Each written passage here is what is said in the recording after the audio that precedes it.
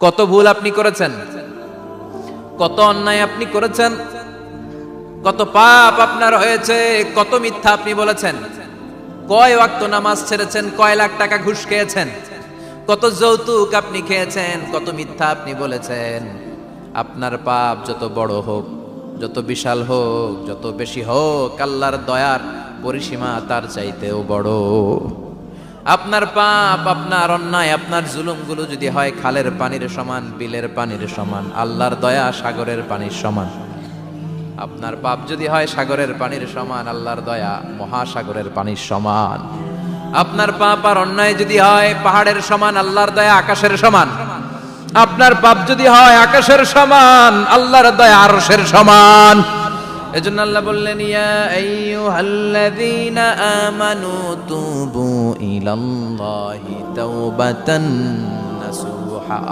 ও আমার গোলাম, তুই তোর নিজেরে যত বেশি ভালোবাসিস তার চেয়েও আমি তোরে বেশি ভালোবাসি। তোর বাবা মা তোরে যত বেশি ভালোবাসে তার চেয়েও আমাদেরকে বেশি ভালোবাসে কে? আল্লাহ বললেন, ভালোবাসারে তৈরি করার পরে আমি 100 টুকরা করলাম। চিল্লায় বলেন, কয় টুকরা? 99 টুকরা ভালোবাসা আমি আল্লাহ নিজের মধ্যে রেখে দিলাম। 1 টুকরা ভালোবাসা গোটা বিশ্বের সবার মধ্যে আমি ভাগ করে দিলাম। 1 টুকরা ভালোবাসা পেয়ে আমাদের অবস্থা দেখছেন? আল্লাহ যদি 1 টুকরা না দিয়ে আমাকে 30 টুকরা দিত, কথা কন। 1 টুকরা না দিয়ে 80 টুকরা দিলে কি হইতো? কথা কয় না। আমাদের পাপগুলো ক্ষমা করে কে? চিল্লায় বলেন, কে? আল্লাহ ডেকে বলে, গোলাম আমি হলাম গাফিরুয যামব কাবিলুত তাওব। আমার কাজ হলো ক্ষমা করা, আমার কাজ হলো তওবা কবুল করা। শয়তানের কাজ হলো ওয়াসওয়াসা দেওয়া, আমাদেরকে ভুল পথে নিয়ে যাওয়া। আর আমাদের কাজ হলো ভুল করে ফেলা, আল্লাহর কাজ হলো ভুলগুলো মাফ করে দেয়া।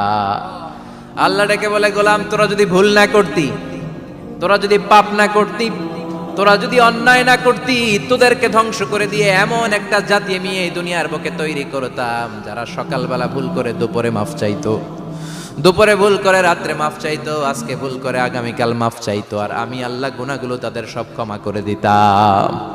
ক্ষমা করে দিতে আল্লাহর বড্ড ভালো লাগে। বান্দা আল্লাহর কাছে বারবার চাক, চোখের পানি ছাড়ুক, এটা আল্লাহ পছন্দ করে। চোখের পানির যে কত পাওয়ার আপনি কল্পনাই করতে পারবেন না। অনুশোচনার চোখের পানি চোখ বেয়ে নাকের ডগা পেয়ে জমিনে পড়ার আগেই আল্লাহ এই বান্দারে মাফ করে দেয়। বিশ্বনবী ডেকে বলে, ও আমার উম্মতেরা শোনো, আল্লাহর কাছে দুনিয়ার মানুষদের 2 ফোঁটা পানি সবচেয়ে প্রিয়। 1 হলো জিহাদের ময়দানে রক্তের ফোঁটা, 2 হলো অনুতপ্ত বান্দার চোখের পানির ফোঁটা। এজন্য আল্লাহ ডেকে বললেন, গোলাম আমি যে তোদের কত ভালোবাসি তোর ধারণা নাই। চোখের পানি ছাড়, গুনার কথা স্মরণ কর, তওবা কর। তওবার মতো তওবা করলে সব গুনাহ মাফ করে দিতে পারে কে? বিশ্বনবী বলে, আমার কোনো গুনাহ নাই, তারপরেও প্রতিদিন 70 বারেরও বেশি আমি তওবা করি। আল্লাহে ইন্নী আস্তাগফিরুল্লাহ ওয়া আতুবু ইলাইহি আকসার মিন 70 মাররা। Could you imagine that? কল্পনা করছেন কোনদিন যে নবীর গুনাহ নাই, ওই নবী তওবা পড়ে প্রতিদিন 70 বার, আকসার 70 বারেরও বেশি। আমার পড়া দরকার কয়বার? আপনার পড়া দরকার কয়বার? বিশ্বনবী 70 বারের বেশি বললে আমাদের পড়া দরকার কয়বার? আর আমরা প্রতিদিন পড়ি কয়বার? কথা কন। আমাদের ভুল হবে, ভুল হতে সমস্যা নাই, ভুল হওয়াই মানুষের স্বভাব। কিন্তু ভুল হওয়ার পরে ভুলের উপর অটল থাকা যাবে না। শয়তান আর মানুষের মধ্যে এই মৌলিক পার্থক্য। শয়তান ভুল করে ভুলের উপরই আছে, ঠিক কিনা? ক্ষমা চায় নাই। কিন্তু আমরা সকালে ভুল করলে দুপুরে মাপ চাই কার কাছে? 19 সালে ভুল করলে 20 সালে মাপ চাই কার কাছে? মৃত্যুর আগ পর্যন্ত আমরা ক্ষমা চাইলে ক্ষমা করে দিবে কে? সব সময় 24/7 তওবার দরজা খোলা, 2টা সময় ছাড়া। ভালো করে মনে রাখবেন, মুখস্থ ঠোঁটস্থ যেন থাকে। 2টার সময় তওবা কবুল হয় না। চিৎকার করে বলেন, কয় সময়? 1 হলো বাদাল গারগারা, গারগারানি যখন আসে, মালাকুল মাউত যখন চলে আসে, মালাকুল মাউতরে যখন দেখে ফেলবেন তখন তওবা কবুল হবে নাকি? কথা কন। আল্লাহ বলে সময় শেষ, তার মানে বাদাল গারগারা তওবা কিন্তু আর কবুল হয়। এই হলো একটা। নাম্বার 2, বাদা তুলুই শামস মিন মাগরিবিহা। প্রতিদিন চাঁদোলাতে সূর্য কোন দিক দিয়ে ওঠে? কথা কয় না? পূর্ব দিকে। কিয়ামতের আগ দিয়ে সূর্য আর পূর্ব দিকে উঠবে না, পশ্চিম দিক থেকে উঠবে। যেদিন প্রভাতে পশ্চিম দিক থেকে সূর্য উঠবে, ওই দিন থেকে তওবার দরজাটারে বন্ধ করে দিবে কে?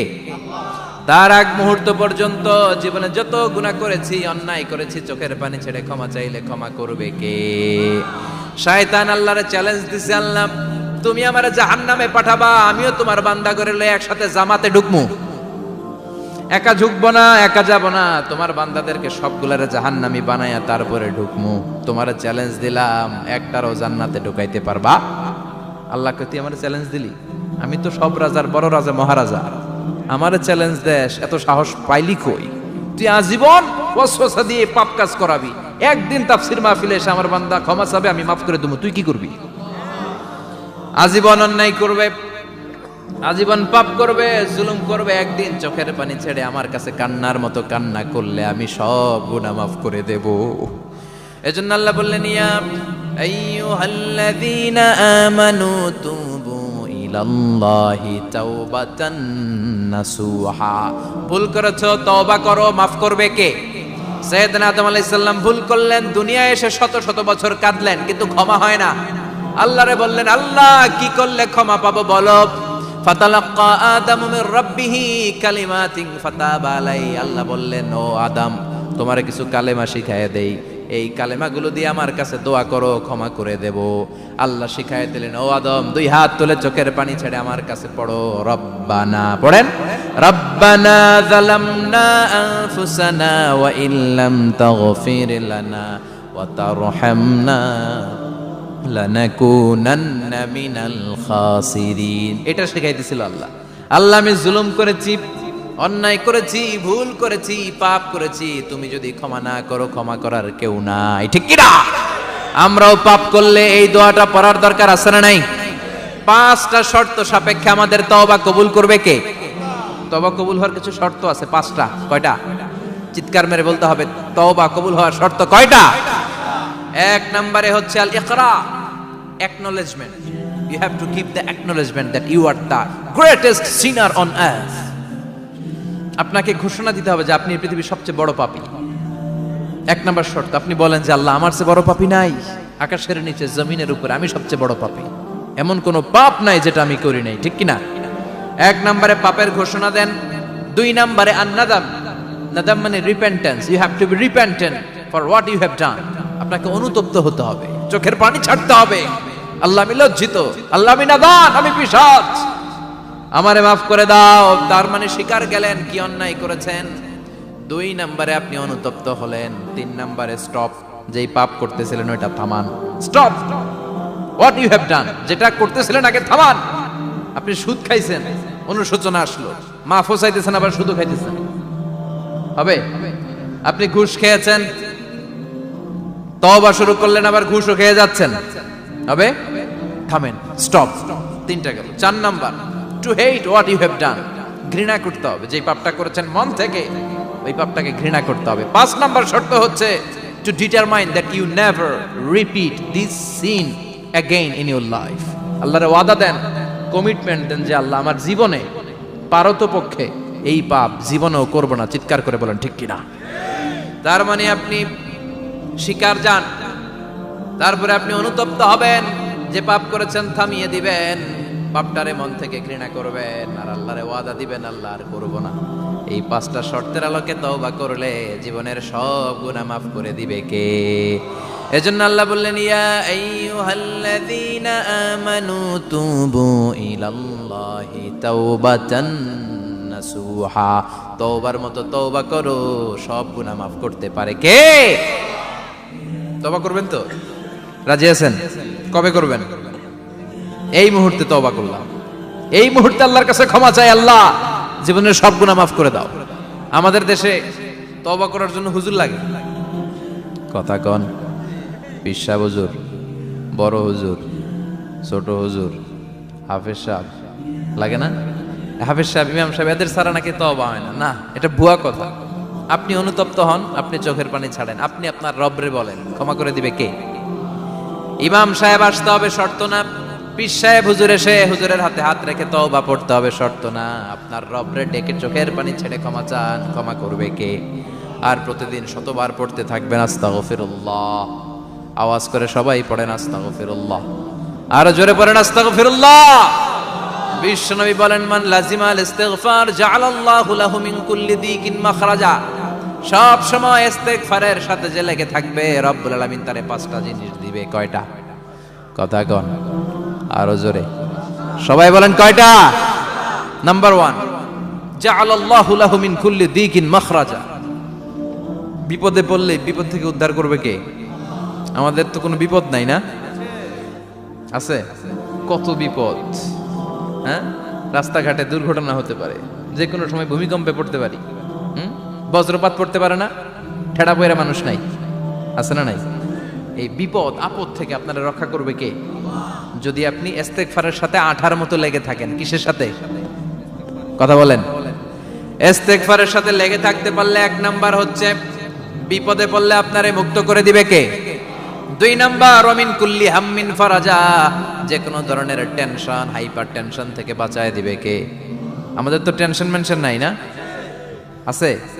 লাইফ নিয়ে টেনশন, বাঁচার টেনশন, মরার টেনশন, ক্যারিয়ারের টেনশন, রাস্তাঘাটে যানজট এটার টেনশন, পুলিশের দৌড়ানি, র্যাবের দৌড়ানি, বাড়ির ভাড়া, গ্যাস বিল, বিদ্যুৎ বিল, ছেলে মেয়েদের লেখাপড়া, কত টেনশন। এই সব টেনশন থেকে আপনারে মুক্ত করে দিবে কে? 3 নম্বরে ওয়ারযুকহু মিন হাইসু লা ইয়াহতাসিব, এমন জায়গা থেকে আল্লাহ আপনার রিজিকের ব্যবস্থা করবে আপনি কল্পনাই করতে পারবেন না। সুবহানাল্লাহ পড়েন। 4 নম্বরে সবসময় ইস্তেগফার যদি পড়া হয়, আল্লাহর কোনো আযাব ওই বান্দার উপরে আসে না। ওমা কানাল্লাহু মুআযযিবাহুম ওয়া হুম ইস্তাগফিরুন।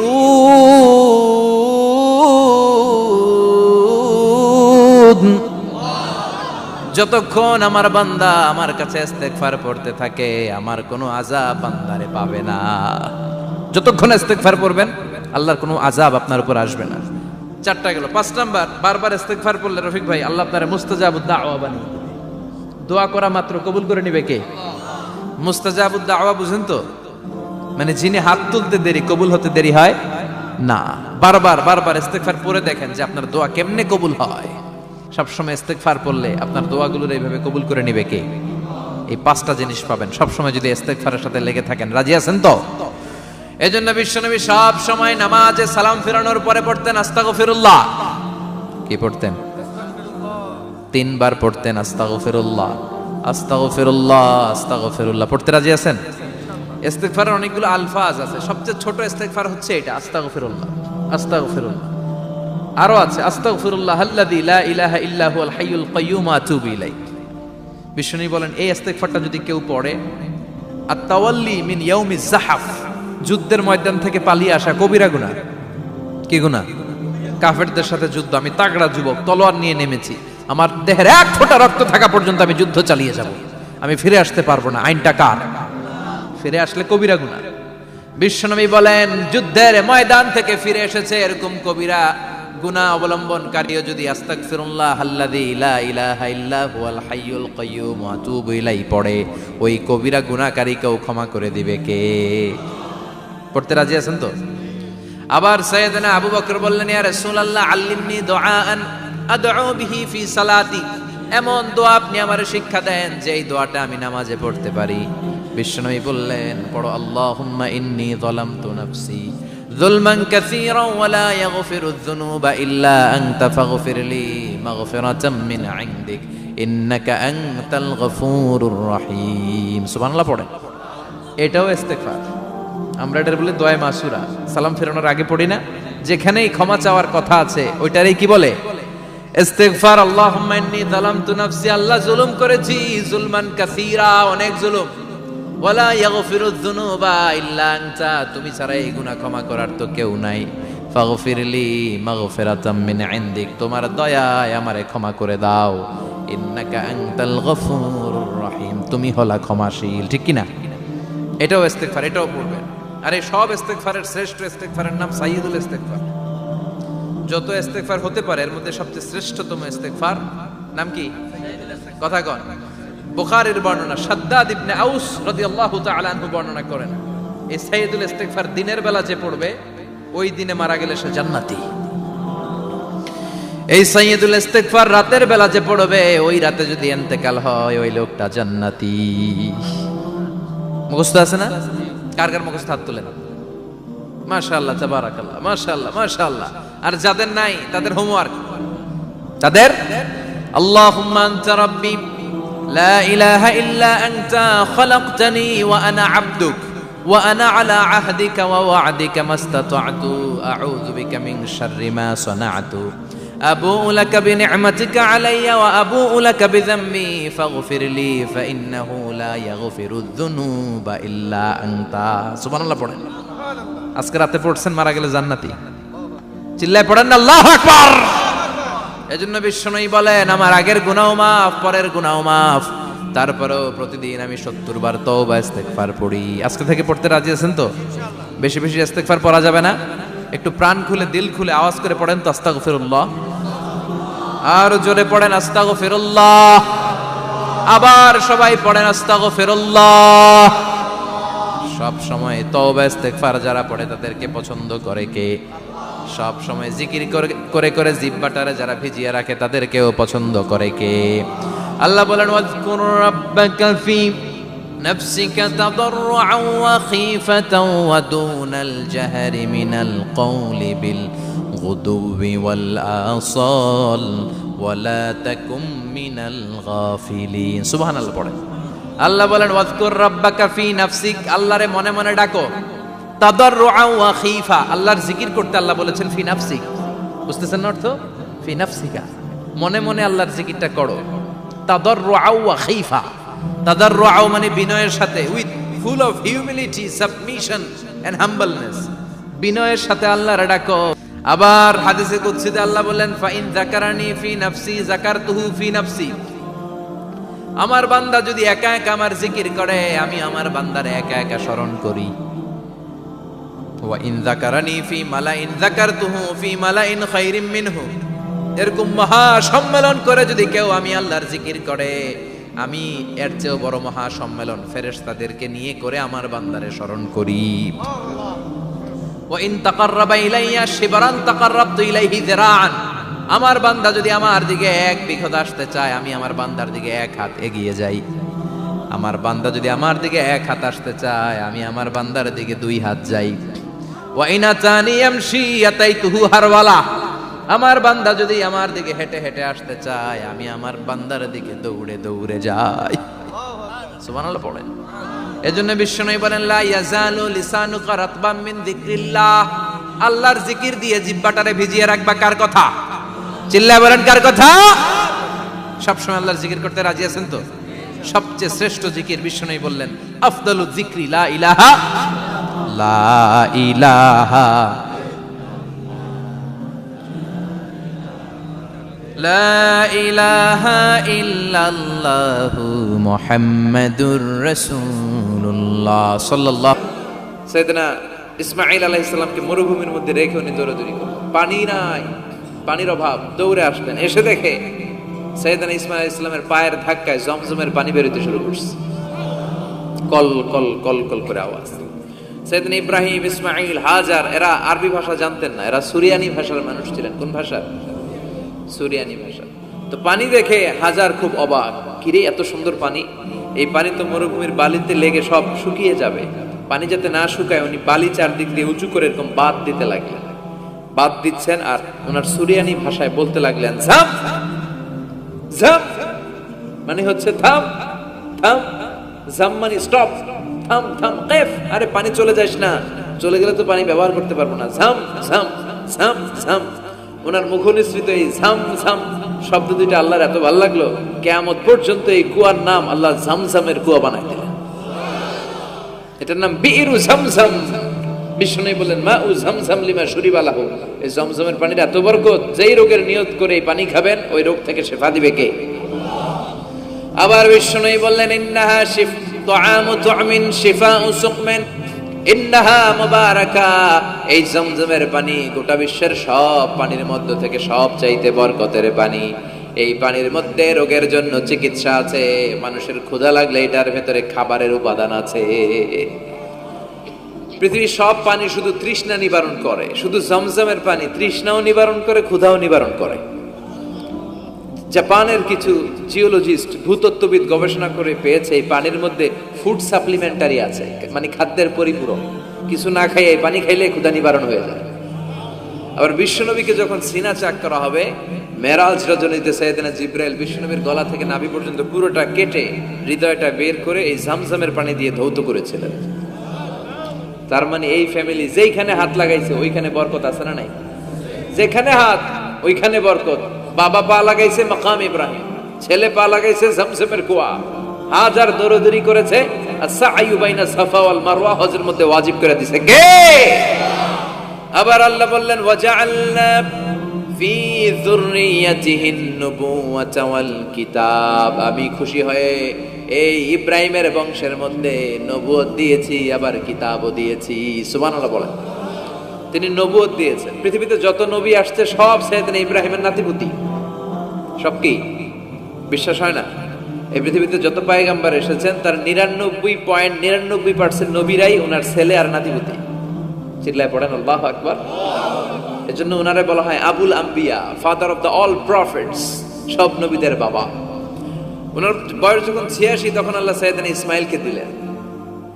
বয়স যখন 100 তখন সাইয়েদনা ইসহাক আলাইহিস সালামকে আল্লাহ দিলেন। এইদিকে ইসমাইল, এদিকে সবাই বলেন এদিকে, এদিকে সবাই বলেন এটা এটা ইসহাক। পৃথিবীতে যত নবী এসেছে সব ইসহাকের চ্যানেলে এসেছে। এই সাইয়েদনা ইসহাক আলাইহিস সালামের চ্যানেলে এসেছে। সাইয়েদনা ইসমাইলের চ্যানেলে নবী নাই, কোন নবী নাই, নবী ছাড়া চ্যানেল। আর এখানে যত হাজার হাজার লক্ষাধিক নবী এসেছে সব নবী ইসহাক আলাইহিস সালামের চ্যানেলে যারা এসেছে সব নবীরা অন্যান্যদেরকে বলে যাইতো, তার উম্মতকে বলে যেত যে সবশেষে একজন নবী আসবে, তিনি হবেন সর্বশ্রেষ্ঠ নবী, তিনি হবেন সর্বশ্রেষ্ঠ নবী। তো এদের এই চ্যানেলে এত নবী, এরা ভাবছে ওই সর্বশেষ নবীটাও এদিক দিয়েই আসবে। কিন্তু আল্লাহ হাজার হাজার লক্ষ নবী এই চ্যানেলে পাঠালেন, কিন্তু সর্বশেষ নবীটা এখানে পাঠালেন না। সর্বশেষ চ্যানেলের নবীটা আল্লাহ এই চ্যানেলে পাঠাই দিলেন। সর্বশেষ নবীটা সাইয়েদনা ইসমাইলের চ্যানেলে এসেছে। এজন্য ওরা হচ্ছে বানি ইসরাইল আর আমরা হচ্ছি বানি ইসমাইল। সুবহানাল্লাহ পড়বেন না? উনার ধর্ম, উনার চেইন থেকে ইহুদিবাদ, খ্রিস্টবাদ, ইসলাম, এই তিন ধর্মের জন্ম। ইহুদিবাদও আল্লাহর দেয়া ধর্ম, খ্রিস্টবাদও আল্লাহর দেয়া ধর্ম, কিন্তু আল্লাহর দেয়া শরীয়তের উপর ওরা অবশিষ্ট থাকে নাই, থেকেছে শুধু ইসলাম। ঠিক কিনা? এজন্য আমরা প্রত্যেক নামাজে পড়ি গায়রিল মাগদুবি আলাইহিম ওয়ালাদ-দাল্লিন। ও আল্লাহ, গায়রিল মাগদুব, যাদের উপর তোমার রাগ ক্রোধ, তাদের পথ আমরা চাই না, ওরা হলো ইহুদিরা। ওয়ালাদ-দাল্লিন, আর যারা ভ্রষ্ট তাদের পথও চাই না, এরা হলো নাসারারা। তিন ধর্মের গোড়া সাইয়েদনা ইব্রাহিমের সাথে লেগেছে। এজন্য এই তিন ধর্মকে একসাথে বলে কম্পারেটিভ রিলিজিয়ন, তুলনামূলক ধর্মতত্ত্বের ভাষায় অ্যাব্রাহামেটিক ফেইথ। কি বলে? অ্যাব্রাহামেটিক ফেইথ বলে। এজন্য ওনাকে বলা হয় আবুল আম্বিয়া। সব নবীরা এই চ্যানেলে এসেছে, তার মানে সব নবী সাইয়েদনা ইব্রাহিমের নাতিপুতি। আবার এই প্রতিটা নবীর জন্য আল্লাহ তাআলা আকাশ থেকে কিতাব নাজিল করেছেন। চিল্লায় বলেন ঠিক কিনা? আল্লাহ বলে ইব্রাহিম তোমারও আমি কিতাব দিলাম। সাইয়েদনা ইব্রাহিম আলাইহিস সালামের উপর কিতাব আছে না নাই? ওই কিতাবের নাম কি? কে পারে? ইন্না হাযা লাফিস সুহুফিল উলা সুহুফি ইব্রাহিম ওয়া মূসা। সুহুফি ইব্রাহিম, সাইয়েদনা ইব্রাহিমকে আল্লাহ তাআলা সহিফা দান করেছেন। চিল্লায় পড়েন আল্লাহু আকবার। আবার এই নবীর নামে আল্লাহর কোরআনে একটা সূরা আছে না নাই? কথা কন, কি নাম সূরা? সূরা আলিফ লাম রা। কিতাবুন আনজালনাহু ইলাইকা লিতুখরিজান নাসা মিনাল যুলুমাতি ইলান নূর। সুবহানাল্লাহ পড়েন। আলিফ লাম রা। I have revealed this holy and sacred book unto you in order to lead the mankind out of darkness into the light. ও নবী, আমি এই কিতাবকে আপনার কাছে পাঠিয়েছি অন্ধকারাচ্ছন্ন মানুষগুলোকে অন্ধকার থেকে আলোর দিকে নিয়ে যেতে। এই কোরআনের ভেতরে আলো আছে না নাই? সবকিছুর সমাধান আছে না নাই? সমাধান চাও যদি জীবনে মরণে, ফিরে যাও খুঁজে নাও, চোখ রাখো কোরআনে। সুবহানাল্লাহ পড়েন। চোখ রাখবেন কোথায়? নাকি মোবাইলে, না টিভিতে, না এটিএন বাংলার পর্দায়? আসিতেছে আগামী শুক্রবার রঙিন পর্দায়, চোখ রাখুন এটিএন বাংলায়। এটিএন বাংলায় চোখ রাখবেন। কই রাখবেন? সমাধান চাও যদি জীবনে মরণে ফিরে যাও, খুঁজে নাও চোখ রাখো কোরআনে, ঠিক কি না? If you want the solution this dunya and akhira, go back, have a look to the holy Quran. সুবহানাল্লাহ পড়েন। কি নবী আল্লাহ বানালেন, ওই নবীর নামে আল্লাহ একটা সূরা দিলেন। আবার আল্লাহ বললেন, ও দুনিয়ার মুসলমানেরা শোনো, তোমাদেরকে মুসলমান বলে নাম করেছে সাইয়েদনা ইব্রাহিম, ঠিক কি না? আবার এই নবী সাধারণ কোন নবী নয়, এই নবী হলো তোমাদের জাতির পিতা। আমাগো জাতির পিতা কেডা? কথা কর আরো জোরে, সবাই মিলে বলেন, মিল্লাত আবিকুম ইব্রাহিম হুয়া সাম্মাকুমুল মুসলিমিন। মিল্লাত আবিকুম ইব্রাহিম, তোমাদের জাতির পিতার নাম, আমাদের জাতির পিতার নাম ওয়া সাম্মাকুমুল মুসলিমিন, তিনিই তোমাদেরকে মুসলমান নামকরণ করেছে। আবার আল্লাহ বললেন, আসলিম ইব্রাহিম, তুমি সবাইরে মুসলমান বানাও, আগে নিজে মুসলমান হও। আসলিম ক্বালা আসলামতু লিরাব্বিল, ও ইব্রাহিম তুমি মুসলমান হও বলার সাথে সাথে ইব্রাহিম বলে, আল্লাহ দেরি নাই, আমি মুসলমান হয়ে গেলাম। ইহুদিরা দাবি করতো সাইয়েদনা ইব্রাহিম নাকি ইহুদি, নাউজুবিল্লাহ পড়বেন না? খ্রিস্টানরা দাবি করতো সাইয়েদনা ইব্রাহিম নাকি খ্রিস্টান। আল্লাহ বলে, মা কানা ইব্রাহিম ইয়াহুদিয়াও ওয়ালা নাসরানিয়াও ওয়ালাকিন কানা হানিফাম মুসলিমা। আল্লাহ বলে, আমার ইব্রাহিম ইহুদি নয়, আমার ইব্রাহিম খ্রিস্টান নয়, আমার ইব্রাহিম পাক্কা মুসলমান। হানিফান মুসলিমা, পাক্কা মুসলমান, ওনার ইসলামে কোনো সন্দেহ। এজন্য আল্লাহ খুশি হয়, ওনার একটা উপাধি দিলেন, উপাধিটা হলো লা হালিম। ইন্না ইব্রাহিম লা হালিমুন আওয়াহুম মুনিব, আমার ইব্রাহিম সহনশীল, আমার ইব্রাহিম ভদ্র। সুবহানাল্লাহ বলেন। আমাদের বাংলাদেশে আমাদের মুসলমানদের মধ্যে এটার সবচেয়ে বড় অভাব, সহনশীলতা আমাদের নাই। কথা কয়, নিজে যেটা বুঝি ওইটাই। আমি তাবলীগ করি, আমি মনে করি আমি হক, বাকি সব বাতিল। এই সমস্যাগুলো বাগেরহাটে আছে না নাই? হ্যাঁ, আমি যদি জামাত ইসলাম করি, আমি মনে করি আমি হক, বাকি একটা দলরও আমি হক বলতে চাই না। আছে না এরকম? আমি আহলে হাদিস, সো আমি হক, আর বাকি যা আছে সব বাতিল। আমি কওমি, তো আমি ভালো, আলিয়া সব খালিয়া। কথা কর। আবার আমি আলিয়া, আমি ভালো, কওমিয়া সব শেষ। এই ঠেলা ঠেলে এই দেশে আছে না নাই? এক ইসলাম, এক নবী, এক কোরআন, এরপরে সহনশীলতা নাই। সে অন্য নেশাবে পড়ুক, সে অন্য মতদর্শের হোক, সে তো আমার ভাই। সবচেয়ে বড় পরিচয়, সেও মুসলিম, আমিও মুসলিম। এই চিন্তাটুকু নাই। আল মুমিনুনা ইখওয়া, ব্রাদারহুড, ভ্রাতৃত্বের এই গন্ধনটা আমাদের মধ্যে নাই। আমরা একে অপরকে গালিগালাজ করতে দেরি করি না, একটু চিন্তা করি না। কাফের বলে ফতোয়া দিতেও দেরি করি না। কথা কন, ফতোয়া আছে না নাই? কয় তুই কাফের 10 কারণে, তুই কাফের 20 কারণে, তোর দাদা কাফের, তোর নানা কাফের, তোর পীর সাহেব হুজুর কাফের, আছে না নাই? তোর এই কাফের পীর সাহেব মারা গেলে, এই পীর সাহেবের যে কবরে শোয়ানো হবে, ওই কবরের উপরে যে ঘাস উঠবে, ওই ঘাস যে গরু খাবে, ওই গরুর যে দুধ খাবে, ওইটাও কাফের। আছে না নাই? খালি ফতুয়াবাজি। আল্লাহ বললেন, আমার ইব্রাহিম ফতুয়াবাজি করে নাই। ইন্না ইব্রাহিম লা হালিমুন আওয়াহুম মুনিব, আমার ইব্রাহিম ছিল সহনশীল, ভদ্র একজন নবী। চিৎকার করে বলতে হবে, ঠিক কি না? আবার আল্লাহ বললেন, আমার ইব্রাহিমকে আমি খলিল উপাধি দিয়েছি। ইত্তাখাযাল্লাহু ইব্রাহিমা খলিলা, আল্লাহ বললেন গোটা বিশ্বের মধ্যে থেকে কাউরে আমি খলিল বলে গ্রহণ করি নাই, একমাত্র ইব্রাহিমকে ছাড়া। ইব্রাহিম আলাইহিস সালামকে ছাড়া কাউরে আল্লাহ খলিল বানাইছে? খলিল মানে বন্ধু, খলিল মানে, সবাই বলেন খলিল মানে।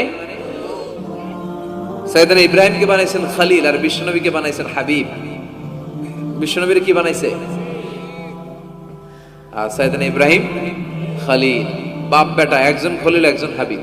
বাপ কা বেটা সিপাহী কা ঘোড়া, কুছ না হতো থোড়া থোড়া, ঠিক কি না? বাপ ভালো তার বেটা ভালো, তাই মা ভালো তার ঝি, গাই ভালো তার দুধ ভালো রে, দুধ ভালো তার ঘি। বাবা যদি ভালো হয় ছেলে ভালো, মা যদি ভালো হয় মেয়ে ভালো, গাই যদি ভালো হয় দুধ ভালো, দুধ ভালো তো ঘি ভালো। কথা বলেন। যেমন বাপ তেমন বেটা। বাবা হলেন খালিল, ছেলে হলো হাবিব। খালিল মানেও বন্ধু, হাবিব মানেও বন্ধু। খালিল মানে এমন বন্ধু যেই বন্ধু আল্লাহরে খুশি করার জন্য কাজ করে। কথা বুঝতে হবে। খালিল মানে এমন বন্ধু যেই বন্ধু আল্লাহরে খুশি করার জন্য কাজ করে। আর হাবিব মানে এমন বন্ধু যেই বন্ধুরে খুশি করার জন্য আল্লাহ নিজেই কাজ করে। কার দাম বেশি?